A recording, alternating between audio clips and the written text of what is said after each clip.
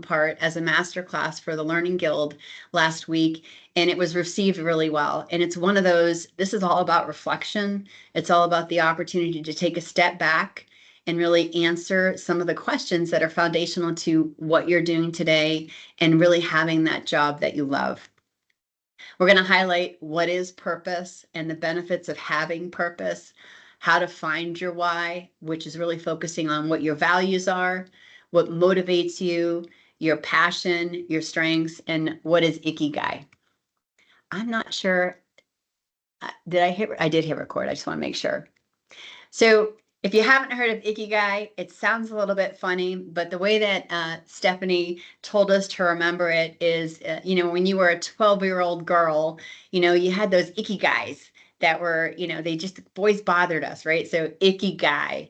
And it sounds funny. We're going to break apart the word and understand a little bit more about where it comes from, the Japanese meaning of the word, and how it can help to connect your why to your purpose. Any questions? All right. The purpose of life, Eleanor Roosevelt couldn't have said it any better than this, is to live it, to taste experience to the utmost, to reach out eagerly and without fear for newer and richer experiences. It's about being in the moment, experiencing this thing called life. I was reminded today how important it is for us to make sure that we are doing the right things. Number one, taking care of ourselves and taking care of the people around us. There are so many people that are just fighting through every day. What you have is an opportunity to say, how can I have purpose of life every single day? If you listened to Inspire, or if you heard Andy at all, the World War II vet, we're gonna focus on a couple of his words at the end of it. But keep in mind, the one thing that he said that's imperative is to live every day, every day. And he didn't say as if it were your last, but you almost have to think that way. What is your purpose of your life? Are you living it to the fullest right now in the moment? And do you have a plan? And that's another thing that Andy shared with us. Do you have a plan? We'll take this back to Zach Mercurio. It's really important that all the time where we work, with the people we work with and the jobs that we're doing, that we feel like we matter. It's part of who we are as humans. This is foundational and fundamental. People need to feel valued, and they need to feel like they're adding value. I want to feel valued. You know me, you know about my life, you know when I'm struggling, you reach out to me when I'm struggling, you remember me, maybe you even miss me when I'm not here. And most importantly, you check on me. But I want to know that I'm adding value. I want to know that the work that I'm doing today is a part of something bigger than myself. I want to show and I want to know that I'm making a difference.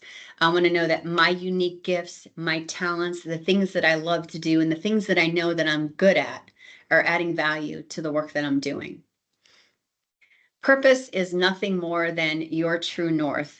When we talk about what is your polar star for the job that you want to be in, it's really understanding that polar star of what is your true north? Where are you going? What is your big why? And why do you do what you do? And does what you do give you meaning and purpose? Does it make you feel fulfilled? Does it fill your heart? Does it fill your soul?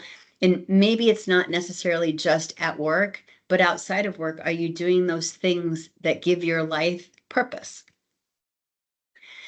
Benefits of knowing your purpose, it's going to help you experience joy and happiness. You'll be satisfied more often than not. It will help your physical and health and well-being. There's a lower risk of death due to things like stress and heart attack, those things that can come upon us and we don't even know it. I heard a phrase recently, I'm not okay.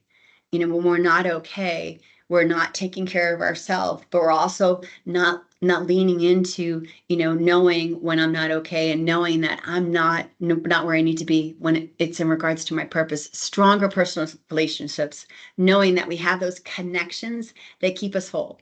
Increased optimism, our resilience, strength goes up, hope, feeling a greater sense of belonging to something bigger than ourselves, and increased career satisfaction. Huge benefits from the very physical, mental, to the just feeling that job work satisfaction. What is your why? It's so hard to define it. We're going to demystify it a little bit and give you some easy, quick tools that will help you start to think about what is your why. But when you think about it big picture, it's your calling, it's your conviction, it's your mission statement. We do mission statements for teams all the time. What's yours? What is your mission statement? What's your vision of your life and your work, the things that you do? What's the thread of your career story? What have you learned in the different moves in your story that have gotten you to where you are today and where you're going to go next? Your core source of motivation, maybe that reference point for how you're making decisions and the actions that you take. And it defines at the end of the day who you are and what makes you productive. And that's a combination of the core of who you are and how you produce work, how you get stuff done. And it's the reason for your life's work. Couple really easy ways to just think about your why. What are your values? Whether you think of the John Maxwell values or any way to find your values, values are your core beliefs that guide your actions, your behaviors, and your interactions with the world. It's the things that you believe in. It's your non-negotiables. It's those things that just, this is who I am. This is a part of who I am. And we're going to talk about a little exercise on how to find your values. Motivation. What gets you excited to work without having to give in to external pressures from others? What gets you motivated to do what you do, to wake up, to do your job? What are the things about it that you just love? That you're like, well, this doesn't feel so hard. It might be, but it doesn't feel so hard because I love doing it. They're the actions you enjoy immensely. They give you satisfaction at the end of the day. What's your passion? How do your interests, your motivation, how does your passion leave you wanting for more, leave you wanting to do more of whatever it is that you're doing today? So think about motivation and passion, and I combine two of them together. And then strengths, your natural abilities, talents, your marketable skills, the things that you can get paid for, those things that your life skills, your life talents, and how you can get paid for that, right? What are your strengths? How are you bringing your strengths to the table? So finding your why. I'm just going to share mine. Courage, kindness, and adventure. Because when I think about the things that just are core to who I am, it's having courage, facing challenges and adversity with bravery, standing up for my beliefs and others' beliefs around me, having courage for others in addition to myself, and taking risks and helping others take risks in the pursuit of their personal growth and my personal growth and our professional growth. So I believe in courage. It's stepping outside that comfort zone. It's doing those things that we're just like, oh, this is going to be hard, but I know I'm going to get something out of it, and being okay with that. And sometimes it means we're going to succeed and sometimes we might fail, but it's having the courage to do it. And kindness, I fundamentally, like, the core of me is to just be kind, and for others to be kind, and to help people be kind, demonstrating empathy, compassion, and consideration for everybody, regardless of who they are, what title they have, where they come from, just being kind, treating people with respect and warmth all the time. I'm a positive person at nature. This is something that just becomes a natural tendency for me. It's probably a little annoying to people around me. I say hi to everybody. I ask them how their day is. I ask them if their name, if I see them often, like, so that I can address them by their name on a regular basis. And then adventure. I will never stop wanting to seek out new experiences, take risks that might be a little bit more adventurous, step out of my comfort zone to explore, opportunities for, like, seeing the things that you can't see. I've been lucky enough to see places in this world that, maybe less than 1% of the entire population will ever see. And I'm so grateful for that opportunity. And I will continue to take adventures that will take me there. So my values: courage, kindness, adventure. This is a very basic value list, but if you haven't given thought to what your values are, look through this list. What sticks out to you? What stands out as, wow, that's important to me. That one resonates with me. With every single person on this call, there's one or two or three words that when you read through it, you're like, that's me, and that's me, and that one's me. And so, I challenge you, if you already know your values, share them. I would love to see it in the chat, just a list of what your values already are. And I'm going to send this out to you as well. But I challenge you to give some thought to, what are your values? What are your core non-negotiables? Who are you? And then think about, what does that word mean? And so for my values, I kind of came up with Wordsmith, like a definition of, this is what kindness means to me. So know your values, know that part of your why. The second part is your motivation and passion. And I give credit to finding my motivation and my passion to a couple of different steps in my life. And you probably do too. There's moments and there's times, whether it's career or it's personal, professional or personal, where somebody gave you a step up, somebody gave you an opportunity, somebody saw something. And when you took grab of that opportunity, you were just like, oh my God, like, this is motivating. This makes me feel like I'm alive. Like, this gives me passion. A couple of years ago, maybe about a year and a half ago, I sat down with Felicia, and I was having a conversation with her on where I thought my career could possibly go. And she said two things that just resonated with me to this day. And she said, Jen, you've been here at Michelin for long enough that you have a great network, and you've done a very intentional job of building your network. You have influence. And with the learning that you do and the teaching that you do, you also have the opportunity to have impact. And so when she put it together, and impact and influence, it made me think of this. And she even said, are you using your influence to have impact in a positive way to move forward? I'm a change agent. I love change. I'm comfortable with it. And she said, that's great, but are you using your influence to have impact to help the company make the changes necessary? And so that's my motivation right now. This is my motivation and my passion, knowing where I have influence, or I can build it, right? I don't have it everywhere that I need to today, especially in my new role. But how do I use that, build it, create it to have impact? So that's what motivates me. So my values, my motivation. So give some time. What motivates you? Maybe it's creating something. Maybe it's being innovative. Maybe it's you're in sales. Maybe it's, working with that customer to come up with a great solution. Maybe it's an industry, and it's, how do we improve the process? How do we build that next best hire? Maybe it's in services. How do we come up with that next best offer? If it's in learning and development, maybe it's, how do I teach this class, how to move forward in their own development? It doesn't matter. There's motivation and passion there. Find your motivation and passion. And then easily, strengths-based leadership. What are your strengths? What are your strengths? These are things that we don't necessarily have to work so hard. It's kind of like, these are the things that we're really already kind of good at. Like, we can lean into it and say, I like to think strategically. I like to think about, how do we look at what we're doing today and like really focus on where we're going to go with this in the future. What's our alternative way to move forward, not get stuck in the here and now, but get stuck in the visioning of, how do we be more strategic? I'm a fountain of great ideas. Sometimes that's annoying, but it's part of my strengths. I like to come up with new ideas. I don't get stuck in the way that we've done things all the time. I'm positive. It's just who I am. It's part of my personality. It's almost contagious enthusiasm, maybe even a little annoying at times, but it's my strength. And I bring that to the table in every interaction that I have, or I try to. Having empathy, understanding that not everybody is in the same place, that different people have had different situations and things happen in their life. And how can we listen, understand, and help them move forward, with strength?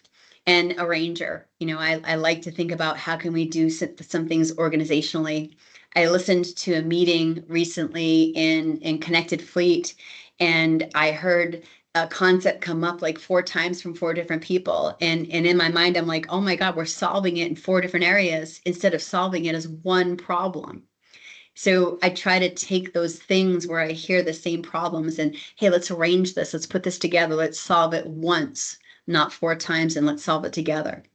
So another opportunity, if you've done your strengths-based leadership, if you've done your top 5 strengths, it's an opportunity for you to say, are you using your strengths to find your why? And so finding your why, what are your values? What motivates you? Where's your passions show up? And what are your strengths? That's part of just the core of finding your why. Any questions? All right. All right. I'm going to ask you, I'm not going to do a polling question, but if you think about what you're doing today, does what you do for work align with your values? And first, I want to go back. I appreciate some of these comments out here. Megan, a mentor, encouraged me to add my values to my talent card. Absolutely. It is the core of who you are. Put it in your talent card. It's like having your disc profile. We all know who's an ID or a C or an S. Well, why not your values? Because that is who you are. I love that idea.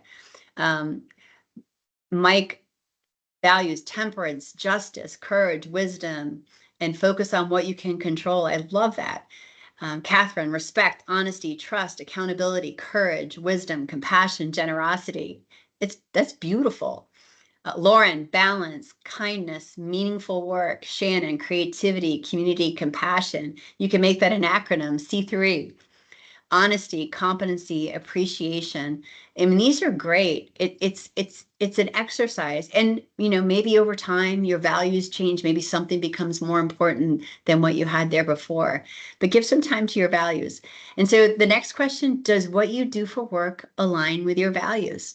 If you think about what you're doing, and if I think about my values of courage, kindness, and adventure, I can say with comfort that what I'm doing today, it requires me to be courageous and try a whole bunch of different things. It also requires me to be kind and listen and understand. I'm with a totally different audience. I'm with new people who don't know me. And I'm listening to what their challenges are, what their opportunities are, and helping them try to figure out what the future could look like and how to improve and really be on a path for improvement and getting better and an adventure. This is outside my comfort zone again, but it's really trying different things. So does what you do for work align with your values? Quick question, yes or no? And thank you, Michelle. Connection, change, collaboration, balance. I love this. Ikigai, it's a Japanese concept that means a reason for being. If you break it up, iki means life and gai, value or worth. So does your life have value or worth if we put it together? And there's a visual that we use to kind of bring this to life. Ikigai establishes a unique mental world in which the individual can feel at ease because I've put all these things together. I've answered some critical questions, and wow, I really feel like I have a reason for being, that my life has value and worth. Ikigai reflects the inner self of an individual, and it expresses that. And Ikigai, it's evolutionary. It's natural that your purpose will evolve over time. It's important. It's kind of like your development opportunities and your talent card. Every year you look at it and you say, answer the questions, and am I in the same place, and maybe I'm in someplace different, and maybe I want to go in a different direction, because it's over time. It's going to progress as you progress and grow. So the unveiling, this is Ikigai. And if you think about what we talked about earlier, values, motivation, passion, and strengths, it's a little bit of the passion here. What's your mission? Like why you do what you do, your profession and your vocation, your job. What Ikigai is it starts to bring all that together. Are you satisfied? Are you feeling useful? Are you delighted and full? Are you excited and not in a place of complacency and comfortable, and not feeling empty? If you're in this area and not in the middle, it means you have that feeling of uselessness. Like you're satisfied, things are good, I'm working on something good, but you might be feeling a little useless. And if you're in this quadrant right here, you're delighted, you're full, but maybe it's not paying the bills. Maybe it's not a job that's helping you, to get to where you need to be for yourself and for your family. And here, it's excitement and complacency, but maybe there's a sense of uncertainty. Am I working on the things that are going to matter today and tomorrow? Or am I in maybe a job or a career path that tomorrow we're no longer going to need? And that's important to think about because jobs are changing all the time. And here it means I'm comfortable, but maybe feeling a little empty. I'm not feeling full at the end of the day. I'm not feeling satisfied. I'm getting paid and I'm doing a job and I'm doing what needs to get done, but I just don't feel like it's a part of, fulfilling. It's not fulfilling my inside. And what I think, if you listen to the Inspire conference, one of the things that Christina shared is, being in a place right here, like I'm doing a job, but I'm not feeling like I love what I'm doing. I'm not feeling that passion and walking away at the end of the day and just not feeling that satisfaction. I never saw Ikigai until maybe 2 years ago when Stephanie shared it for the first time. But I do know that until I started in progress and then in learning and development, I never knew that you could have a job that fulfills you so much. I'm lucky. I wish that I had fell into this career path, 15 years ago, and feel the joy that I feel when I'm done with the day and the fulfillment that I feel at the end of the day, at the end of the week, knowing that I'm doing what I love doing. So Ikigai is an opportunity for you to say, where are you on this chart and where do you want to be? And it's a journey. This is not something that happens overnight, but this is where Michelin, in my opinion, really wants people to go and having a job that you love. So Michelin, part of our dream is for everybody to be in this middle of Ikigai. So how do you get there? I think we start with, what do you love to do? What do you love to do? What did you love to do when you were a child? What do you do when you do not work? What do you do a lot of?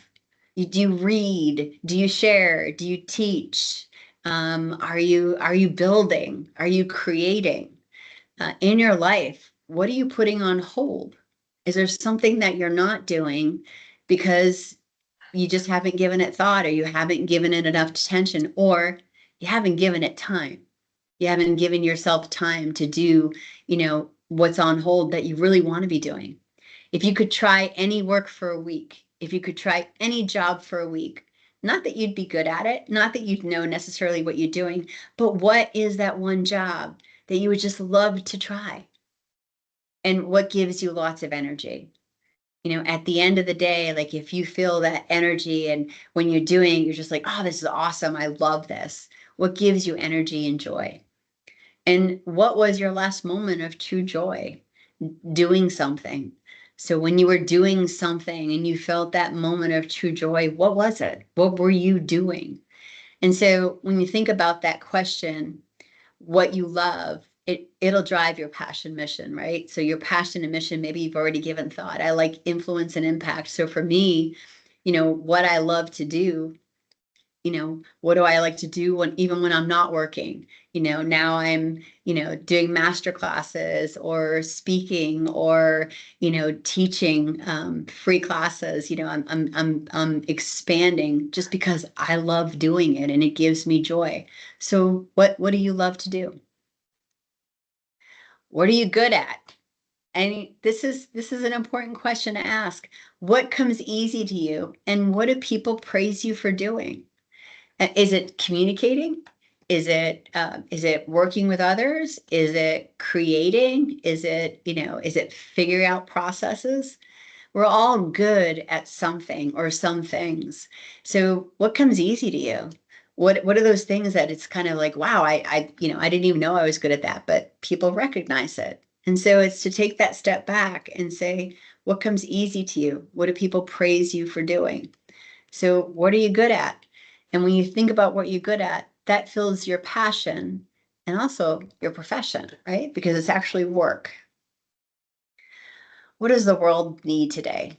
And I would start with, what does Michelin need today? What problems are we trying to solve? And how does that fit in with your mission, your why? And how does that fit in with a job?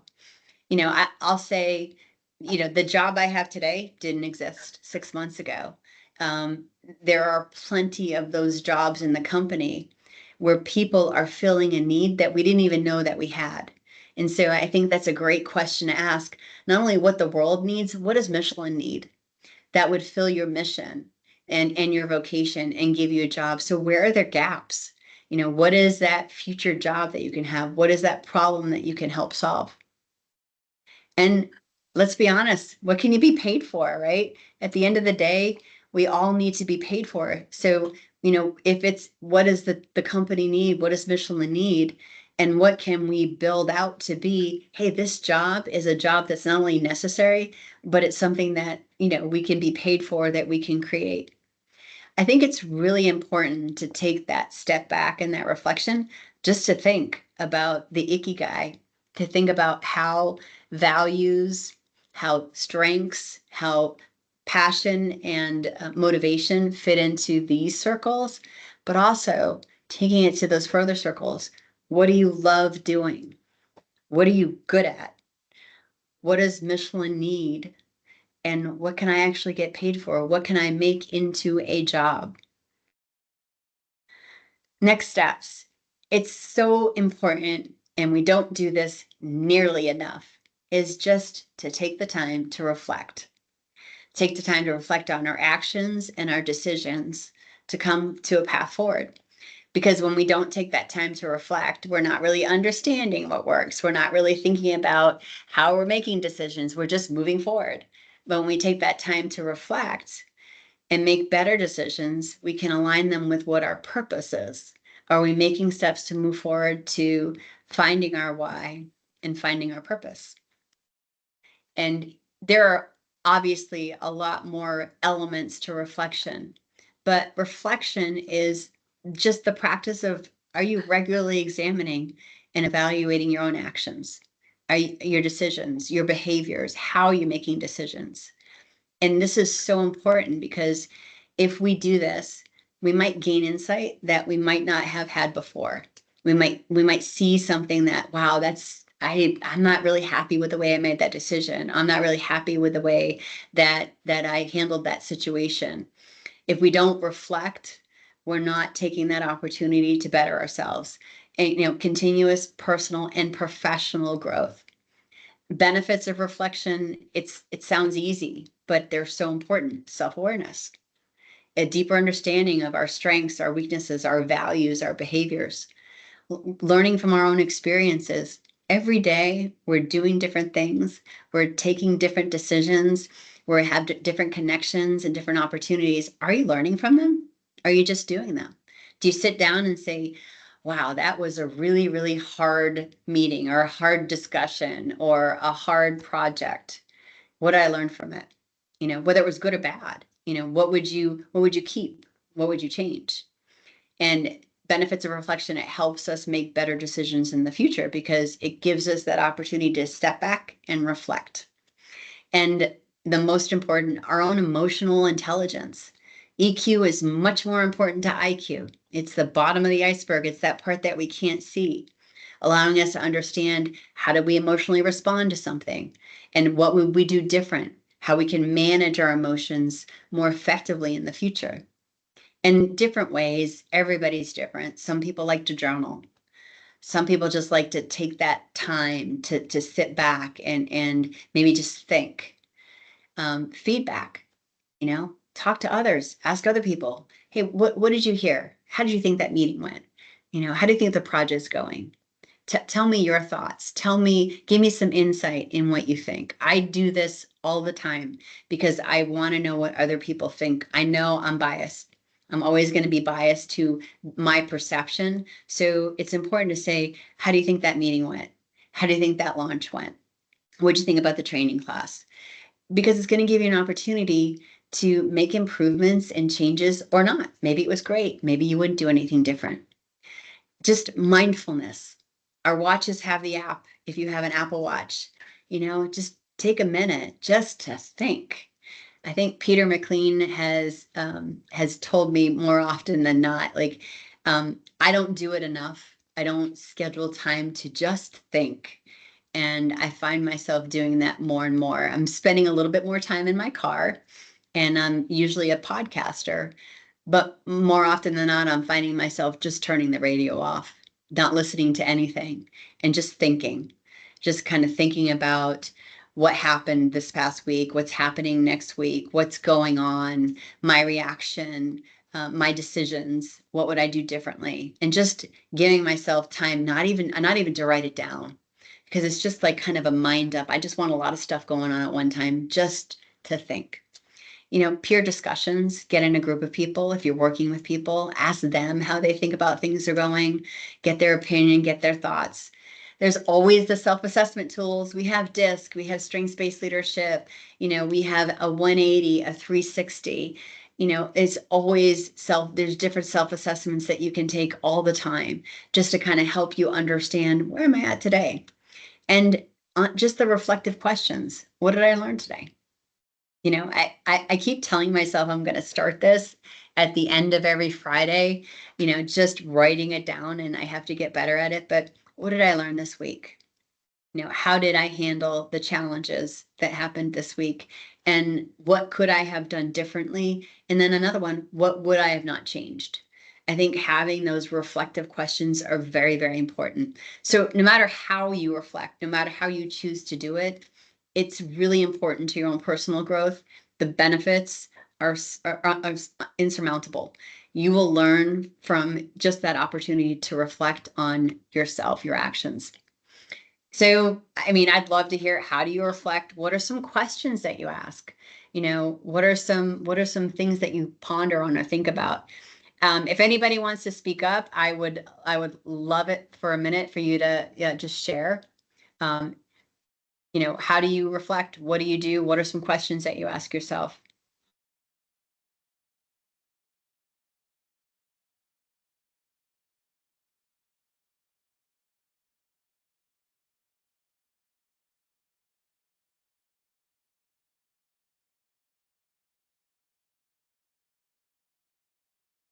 I can call Jen, them. I don't mind There you go. Thank going you. first.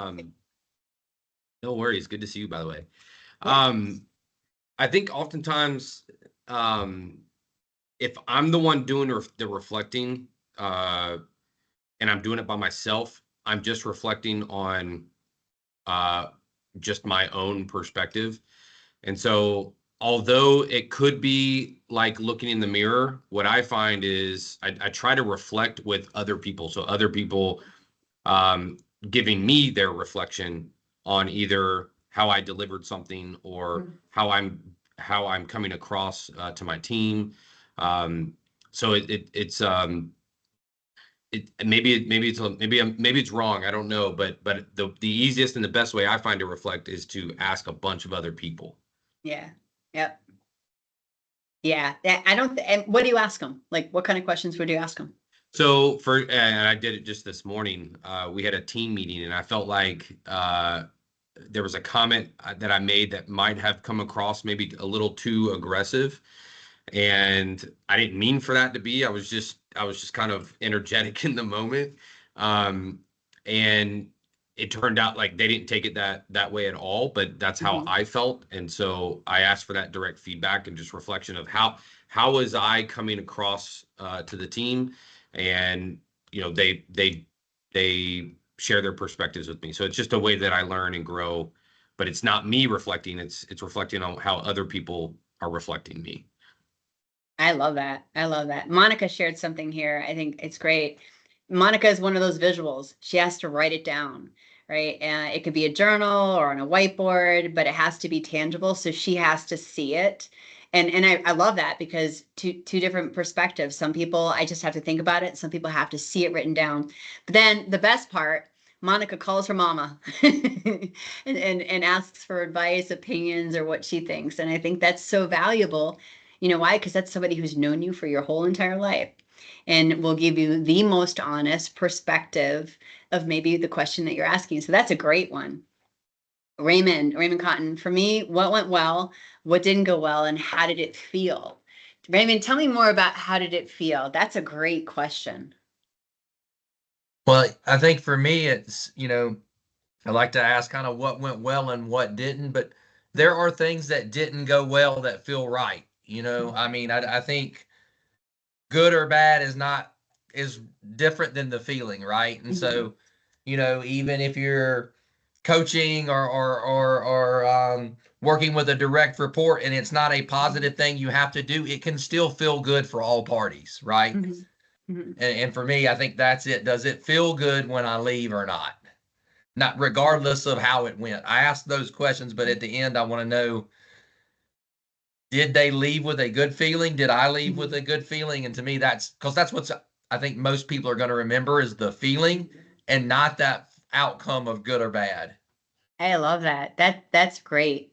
I think one thing that I've started using in a couple of different workshops is like at the beginning of the day, like, what's the temperature in the room? Do we feel stormy? Do we feel sunny? And then at the end of it, based on if it's a very sensitive kind of topic, it's a good way to kind of get what they're feeling going in, the apprehension. And then at the end of the, okay, what's the feeling now? Is the sun coming out? Or are we feeling a little bit more sunshine? Maybe it's partly cloudy, maybe it's partly sunny. But feeling, I think it's really important. How do we put feelings into words that everybody can relate to? Weather's a great way. I love that one. But I love that word. How did it feel? Carrie, what did I learn from this experience? Catherine, I spend my commute time reflecting on the day, and I'll also reach out to my mentors or closest friends, families to get their perspectives on something. It's very similar to Zach. Ask for feedback from my team members. Um, and uh, let me see. I find best reflection happens on my time off. Vacation, exercise when I'm out of the daily work, out of the grind, right? And you have time to actually think about it. I think that's really important too. That's why we need to use your time off. You need to use your vacation time. You need to have your you time. I feel guilt that I don't do a lot more retrospect that often. But more often I ask myself, what are the next steps I should or can take? It's hard because honestly, our calendars are filled. And if I'm like every one of you out there, we're double booked, triple booked in some cases. We have to be in 3 places at one time, which is impossible. And so I would say be intentional. Use Viva Insights, schedule focus time for yourself, even if it's 1 hour a week. Find that time to reflect and find that time to spend some time learning and growing, because those are really important as you're developing, as you're figuring out your why, finding your why and finding your purpose. I want to end with a really important um, learning that I had recently. So, one of my new tasks was the internship at Connected Fleet. And instead of thinking about it as just an internship, we're thinking about it like our talent pipeline for the future.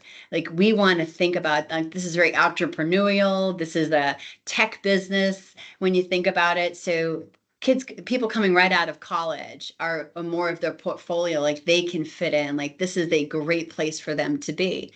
And so they had a very, very intentional and very aggressive internship program. They had 23 interns come in, of which 17 of them graduate between December of this year and May next year.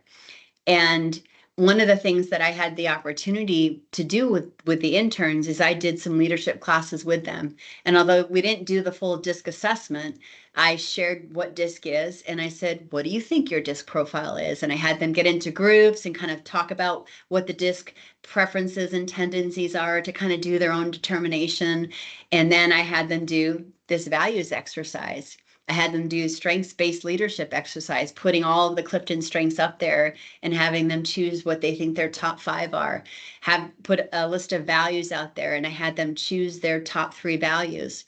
And as part of their presentation, their final 15-minute presentation, the first 2 to 3 minutes they had to spend on sharing their values, their strengths, and their DISC profile and how it shows up in how they do their work. Now, I understand, like, we're